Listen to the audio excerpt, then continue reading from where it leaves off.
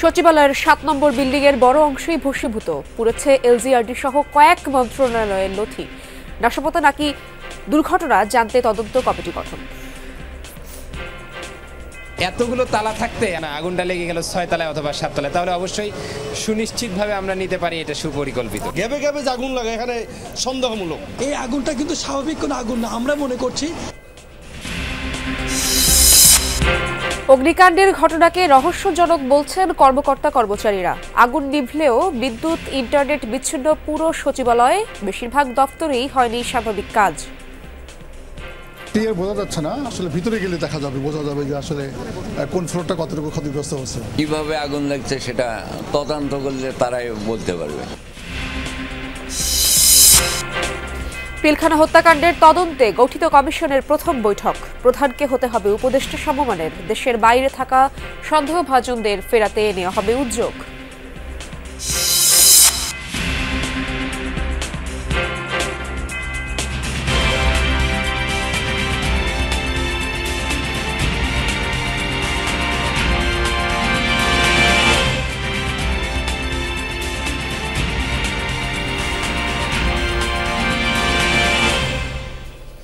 আমন্ত্রণ যমুনা নিউজে আপনাদের সঙ্গে আছি আমি ইশরাত জাহান। এতক্ষণ শিরোনাম দেখছিলেন।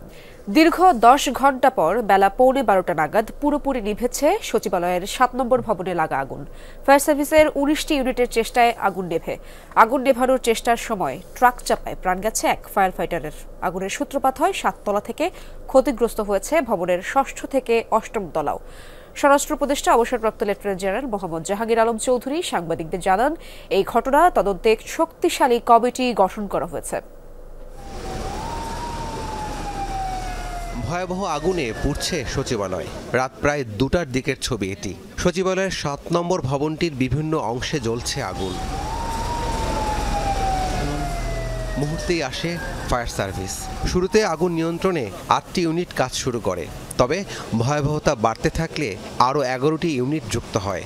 সর্বমোট 19টি ইউনিটের ফায়ার ফাইটাররা আগুন নিয়ন্ত্রণে আপ্রাণ চেষ্টা চালিয়ে যান।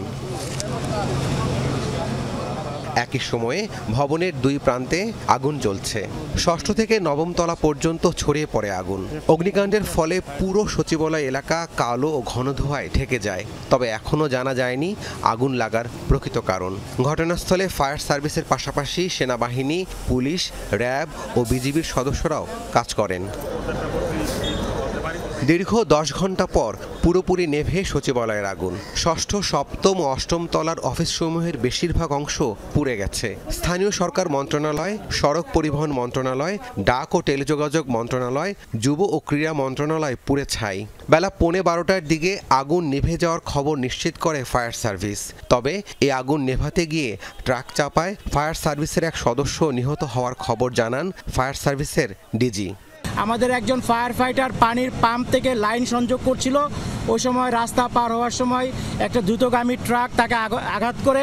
বিল্ডিংটা রেস্ট্রিক্টেড বাট কনফাইন্ড টাইপ, অনেক সময় আগুন ধরলে সেটা দ্রুত ছড়ায় যায়, এবং যেহেতু এটা দিনের বেলা হয় নাই, আগুন যখন ধরেছে তখন তো এক্সটিংগুইশার ওখানে ব্যবহার করার মতো কেউ ছিল না, ফলে সেই কারণে হয়তো আগুনটা দ্রুত ছড়িয়ে পড়েছে। সকালেই ঘটনাস্থল পরিদর্শন করেন স্বরাষ্ট্র উপদেষ্টা। তিনি আশা প্রকাশ করেন আগুন লাগার প্রকৃত কারণ উদ্ঘাটন করতে পারবে তদন্ত কমিটি। 3 থেকে 4 টাকা না, আগুনটা 6 তলায় লাগছে, এগুনটা 7, 8 উপরের দিকে গেছে, কিন্তু নিচে আর আসতে পারে না। স্যার, প্রাথমিকভাবে আপনারা নাশকতা মনে করছেন কিনা? প্রাথমিকভাবে আমরা বলতে পারবো না, একটা ইনভেস্টিগেশনের পরে আমরা বলতে পারবো। ফায়ার সার্ভিসের এক সদস্য নিহত হওয়া ছাড়া আগুনে ক্ষয়ক্ষতির পরিমাণ জানা যায়নি। সর্বোচ্চ নিরাপত্তার জায়গায় এভাবে আগুনের ঘটনা নিয়ে প্রশ্ন তুলেছেন সচিবালয়ের কর্মকর্তা কর্মচারীরা। কেউ কেউ আবার বলছেন এটি হতে পারে নাশকতা। তাই তদন্ত কমিটিকে বস্তুনিষ্ঠ তদন্ত করার আহ্বান জানিয়েছেন তারা। রাবি সিদ্দিকী, যমুনা নিউজ, ঢাকা। দর্শক, সচিবালয়ের সবশেষ পরিস্থিতি জানার চেষ্টা করবো। আমার সহকর্মী আলমগীর স্বপন সেখানে রয়েছেন। স্বপন, নতুন কোনো তথ্য কি মিলেছে কিনা এবং কিভাবে আগুন লাগলো কিংবা ক্ষয়ক্ষতি সম্পর্কে কোনো ধারণা কি আপনাদের দেওয়া হয়েছে কিনা সে ব্যাপারে আবারও জানতে চাচ্ছি আপনার কাছ থেকে।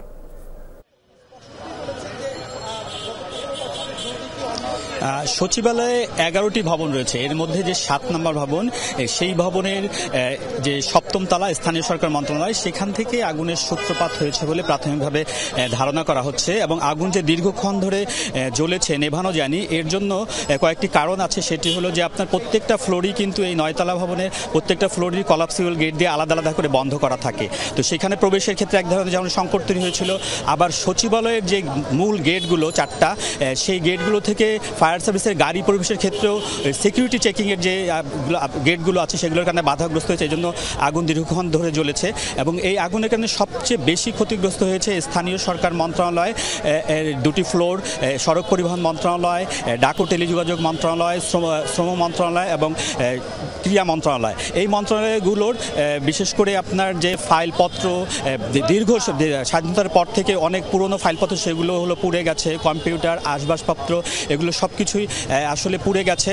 কিছু বিশেষ করে আমরা স্থানীয় সরকার মন্ত্রণালয়ের যে সচিব, তার রুম পুড়ে গেছে আমরা জানি। তারপরে টেলিযোগাযোগ উপদেষ্টা নাহিদ ইসলাম, তার রুমও পুরোপুরি পুড়ে গেছে বলে আমরা জানতে পেরেছি। তো কিভাবে আগুনটা লাগলো, এর উৎস কি, এর সাথে নাশকতা নাকি শর্ট সার্কিটের কারণে আপনার এই আগুন লেগেছে, এজন্য 2টি আলাদা আলাদা কমিটি গঠন করা হয়েছে। একটি স্বরাষ্ট্র মন্ত্রণালয় গঠন করেছে 7 সদস্য বিশিষ্ট কমিটি, আর একটি শ্রম মন্ত্রণালয় 5 সদস্য বিশিষ্ট কমিটি গঠন করেছে। তো এই কমিটি আসলে বের করবে যে আগুনের উৎস, কারণ এবং কেউ এর সাথে জড়িত আছে কিনা, সেগুলো বের করে তারা 7 কর্মদিবসের মধ্যে তাদের রিপোর্ট দেবে বলে আমাদেরকে জানানো হয়েছে।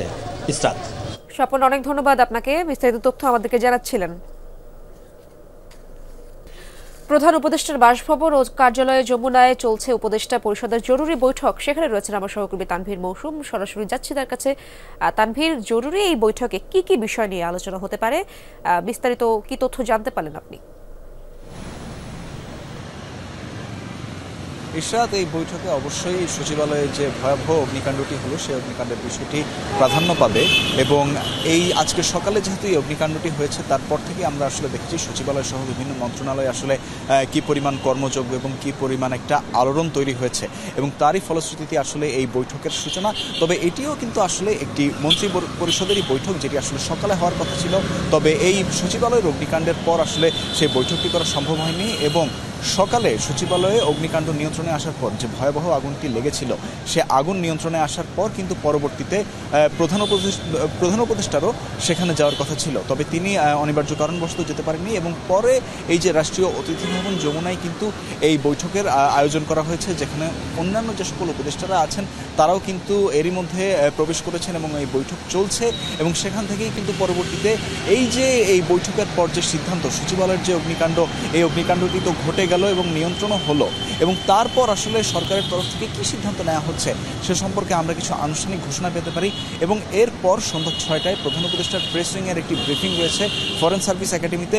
সেখানেও হয়তো পরবর্তীতে প্রধান উপদেষ্টার প্রেস উইংয়ের যারা রয়েছেন তারা হয়তো জানাতে পারবেন এবং এই বৈঠকে আসলে কি কি আলোচনাগুলো হলো সেগুলো সেখানে তারা বিস্তারিত আলোচনা করবেন। তবে এরই মধ্যে কিন্তু কর্মসংস্থান ও শ্রম মন্ত্রণালয় তারা কিন্তু 5 সদস্যের একটি কমিটি গঠন করেছে শুধুমাত্র এই যে সচিবালয়ের যে অগ্নিকাণ্ড, সেই অগ্নিকাণ্ডে আসলে কি পরিমাণ ক্ষয়ক্ষতি হয়েছে সেটি নিরূপণ করার জন্য। ইশরাত। তানভীর, ধন্যবাদ আপনাকে। জিপিএইচ কোয়ান্টাম B600TR বাংলাদেশের উচ্চ শক্তি সম্পন্ন একমাত্র রড। ভয়াবহ আগুনের ঘটনায় দিনভরই উত্তেজনা বিরাজ করছে সচিবালয় এলাকায়। বিদ্যুৎ ও ইন্টারনেট সংযোগ বিচ্ছিন্ন ছিল বেশ কয়েক ঘন্টা। বন্ধ ছিল বেশিরভাগ মন্ত্রণালয়ের কাজ। সচিবালয়ের মতো গুরুত্বপূর্ণ স্থানে এমন ভয়াবহ আগুনের ঘটনাকে রহস্যজনক বলছেন কর্মকর্তা ও কর্মচারীরা।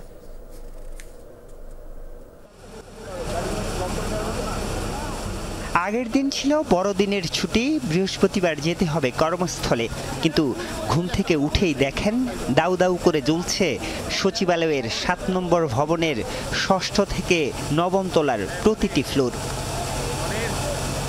আগুনের খবর পেয়ে ভোরেই ছুটে আসেন সচিবালয়ের কর্মকর্তা কর্মচারীরা। তখনও বুঝে উঠতে পারেননি সচিবালয়ের মতো সুরক্ষিত একটি জায়গার ভবনে কিভাবে লাগলো এত বড় আগুন। আগুন লাগার পরপরই একটি ফ্লোরের 2টি ভিন্ন জায়গায় আগুন জ্বলতে দেখা যায়, যা নিয়ে উঠেছে নানা প্রশ্ন। এরকম নিরাপত্তা বেষ্টনী যে জায়গায় থাকে ওই জায়গায় এরকম আগুন, এটা আসলে একটা সবার জন্যই দুঃখজনক এবং হতাশার। আমার মনে হয় বাইরের লোক অনেক ঢোকে, এখন সচিবালয়ের কোনো নিরাপত্তা নেই। আমাদের নিরাপত্তা নিয়ে আমরা অনেক ভুগতেছি। সবচেয়ে বড় প্রশাসন সচিবালয়, এইখানে এরকম একটা ঘটনা সম্পূর্ণ অপ্রত্যাশিত, মানে প্রত্যাশাই করা যায় না। ফায়ার সার্ভিসের 6 ঘন্টার চেষ্টায় 8টা 5 মিনিটে যখন আগুন নিয়ন্ত্রণে আসে তখন ভিতরে ঢুকতে চেষ্টা করেন কর্মকর্তা কর্মচারীরা। তাদের প্রবেশে সকাল 9টার দিকে খুলে দেয়া হয় 5 নম্বর গেট। উদ্বেগ আর উৎকণ্ঠা নিয়ে একে একে সচিবালয়ে প্রবেশ করেন কর্মকর্তা কর্মচারীরা।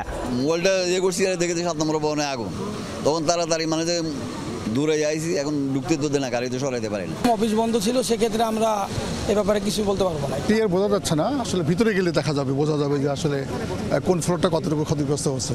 এখান থেকে যে সবই আমাদের পুড়ে গেছে, এখান থেকে যে উপদেশ আমাদের দেখা যায় সবই আপনার পুড়ে গেছে।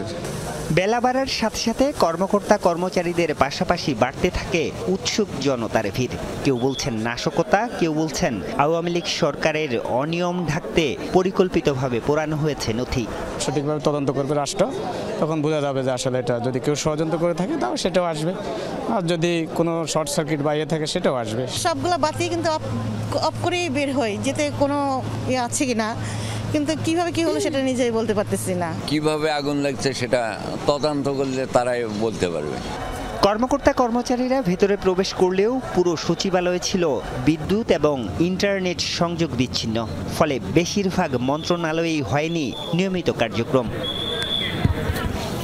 দেশের প্রশাসনিক কেন্দ্র সচিবালয়ের মতো একটি জায়গায় এত বড় একটি আগুনের ঘটনা, সেটি কিভাবে লেগেছে কিংবা অন্য কোনো কারণ আছে কিনা সেটি হয়তো তদন্তে বেরিয়ে আসবে, কিন্তু এই আগুনের ঘটনা এই সরকারের জন্য বড় একটি ধাক্কা মনে করছেন সংশ্লিষ্টরা।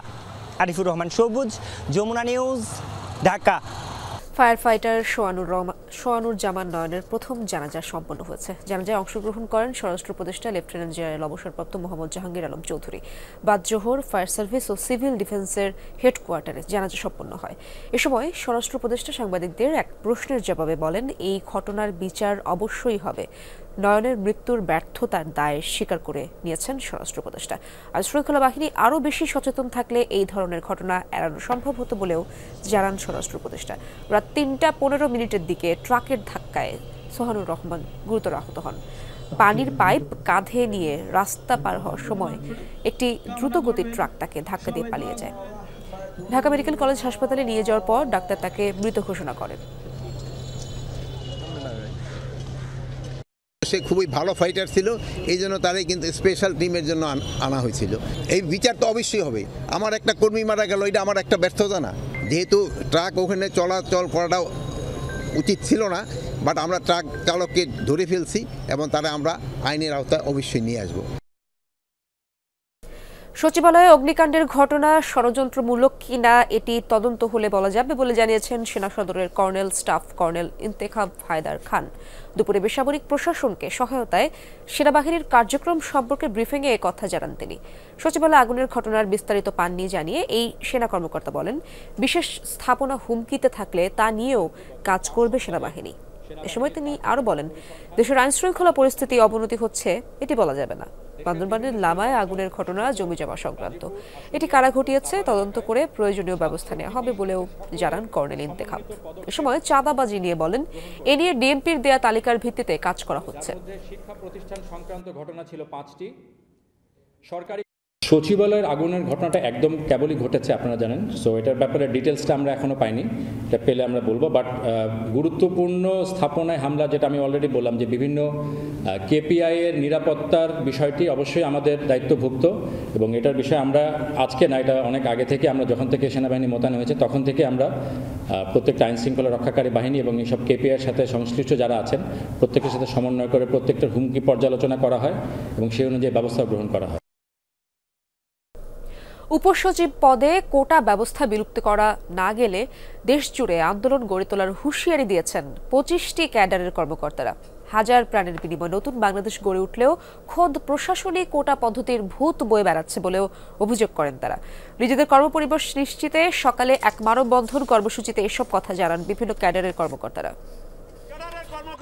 সকল পর্যায়ের কর্মকর্তাবৃন্দকে বৈষম্যহীন বাংলাদেশে প্রশাসন হবে মেধা নির্ভর, যেখানে থাকবে না কোনো কোটা, এমন দাবিতে খামারবাড়িতে মানববন্ধন করেন সিভিল সার্ভিসের 25টি ক্যাডারের কর্মকর্তারা। আন্দোলনকারী কর্মকর্তারা বলেন, ক্যাডারদের সিন্ডিকেটের কারণে 50 বছর ধরে বৈষম্য চলে আসছে প্রশাসনে। এমন কর্তৃত্ববাদী আচরণে দেশের মানুষ প্রকৃত সেবা থেকে বঞ্চিত হচ্ছে। যে ক্যাডার তার মন্ত্রণালয়ে সেবা দিবে এবং সেই ক্যাডারের মাঠ পর্যায় থেকে শুরু করে একদম টপ অফ দ্য পোস্ট সেই ক্যাডারের কর্মকর্তা নিয়ন্ত্রণ করবে। কোনো কিছু আমরা বিনা সংগ্রামে বিনা পরিশ্রমে আমরা পাইনি। আমাদেরকে সবাইকে ঐক্যবদ্ধ হতে হবে, মাঠে নামতে হবে। উপসচিব পদে কোটা বাতিল করে মেধা ও জ্যেষ্ঠতার ভিত্তিতে নিয়োগ নিশ্চিতেরও দাবি জানান তারা। কোটার আর কোনো স্থান নাই। আমরা মনে প্রাণে বিশ্বাস করি এই কোটা জাদুঘরে পাঠানো উচিত। আমাদের উপসচিব থেকে অনূর্ধ্ব পদগুলো প্রতিযোগিতামূলক পরীক্ষার মাধ্যমে সকল ক্যাডারের জন্য উন্মুক্ত থাকবে এবং আমরা সেই প্রতিযোগিতামূলক পরীক্ষার মাধ্যমে আমরা জনগণের প্রশাসনিক সেবা নিশ্চিত করতে চাই। মূলত উপসচিব পদে পদোন্নতিতে বিভিন্ন ক্যাডারের ক্ষেত্রে কোটা রাখার সুপারিশের সিদ্ধান্ত নিয়েছে জনপ্রশাসন সংস্কার কমিশন। সেই সাথে শিক্ষা ও স্বাস্থ্যকে ক্যাডারভুক্ত না রাখার সুপারিশ করার কথা রয়েছে। এই তথ্য সামনে আসার পরই গত 24 ডিসেম্বর 1 ঘন্টার কলম বিরতি পালনের মধ্য দিয়ে প্রকাশ্যে আন্দোলন শুরু করেন 25টি ক্যাডারের কর্মকর্তারা। 4 জানুয়ারি ঢাকায় সমাবেশের ঘোষণা দেন তারা। সেখান থেকেই আসবে পরবর্তী কর্মসূচির ঘোষণা। সুমাইয়া ঐশী, যমুনা নিউজ, ঢাকা। পিলখানা হত্যাকাণ্ডের সন্দেহভাজন যারা দেশের বাইরে আছে তাদের ফেরাতে উদ্যোগ নেওয়া হবে, এমনটাই জানিয়েছে সরকার গঠিত তদন্ত কমিশন। সকালে পিলখানায় অনুষ্ঠিত বিডিআর হত্যাকাণ্ডের তদন্ত কমিশনের প্রথম বৈঠক শেষে এ কথা জানান কমিশন প্রধান এবং বিডিআরের সাবেক মহাপরিচালক ALM ফজলুর রহমান। কমিশন প্রধান বলেন, প্রথম বৈঠকে নিজেদের পদমর্যাদা এবং তদন্ত কিভাবে এগুবে সেসব বিষয়ে প্রাথমিক আলোচনা হয়েছে। জানান 3 মাস সময়ের মধ্যে যতটা সম্ভব স্বচ্ছতার সঙ্গে তদন্ত কাজ এগিয়ে নেওয়া হবে। অভিযোগ করেন, পিলখানা হত্যাকাণ্ডে দেশি বিদেশি ষড়যন্ত্র কাজ করছে। যারাই এই ঘৃণ্য কর্মকাণ্ডের পেছনে ছিল তাদের বিষয়ে নিরপেক্ষভাবে তদন্ত চলবে। বলেন, 5 আগস্টের পর সন্দেহভাজনদের অনেকেই দেশ ছেড়ে গেছেন। তাদের ফেরাতে প্রয়োজনীয় পদক্ষেপ নেবে কমিশন। আর কমিশন মনে করলে যে কারো দেশ ত্যাগে নিষেধাজ্ঞাও দিতে পারে, তবে কোনো দেশকে নির্দিষ্ট করে দায়ী করতে চায় না কমিশন। এ সময় কমিশন প্রধানের মর্যাদা উপদেষ্টা সমমানের হতে হবে, করা হয় সেই সুপারিশও। আমরা কোনো দেশকে আইডেন্টিফাই করতে চাই না। আমরা নিরপেক্ষভাবে নির্ভয়ভাবে আমরা অগ্রসর হতে চাই এবং সেটা করতে গিয়ে যারা দায়ী হবে দালিলিকভাবে সার্কামস্টেন্সিয়াল এভিডেন্সের কারণে এবং বিভিন্নভাবে মিডিয়াতে যেভাবে এসছে, তখন সেই বিষয়ে আমরা মতামত দেব। কূটনীতি নিয়ে সাংবাদিকদের গঠনমূলক সমালোচনার আহ্বান জানিয়েছেন পররাষ্ট্র সচিব মোহাম্মদ জসিমউদ্দিন। আর এই কাজে কূটনৈতিক রিপোর্টারদের সংগঠন গুরুত্বপূর্ণ ভূমিকা পালন করছে বলে মন্তব্য করেন তিনি। সকালে রাজধানীর ফরেন সার্ভিস একাডেমিতে প্রথমবারের মতো আয়োজিত ডিক্যাপ মিডিয়া অ্যাওয়ার্ড অনুষ্ঠানে প্রধান অতিথির বক্তৃতা করছিলেন তিনি। এ সময় গুজব ও ভুল তথ্য রোধে সাংবাদিকদের অনুরোধ জানান তিনি। পত্রিকা, টেলিভিশন ও অনলাইন 3 ক্যাটাগরিতে সেরা প্রতিবেদকের হাতে ক্রেস্ট ও সার্টিফিকেট তুলে দেন তিনি। মানব জমিনের মিজানুর রহমান, মাছরাঙা টিভির মাশরিক রাহাত ও ঢাকা পোস্টের নজরুল ইসলাম এই বছর সেরা প্রতিবেদকের সম্মাননা পেয়েছেন। ডিক্যাপ সাধারণ সম্পাদক আশিকুর রহমান অপুর সঞ্চালনায় পররাষ্ট্র মন্ত্রণালয়ের মহাপরিচালক ও মুখপাত্র রফিকুল আলম ও ডিক্যাপ সভাপতি নুরুল ইসলাম হাসিব অন্যান্যদের মধ্যে বক্তৃতা করেন। এবার আসি অ্যাওয়ার্ডের বিষয়ে। আমি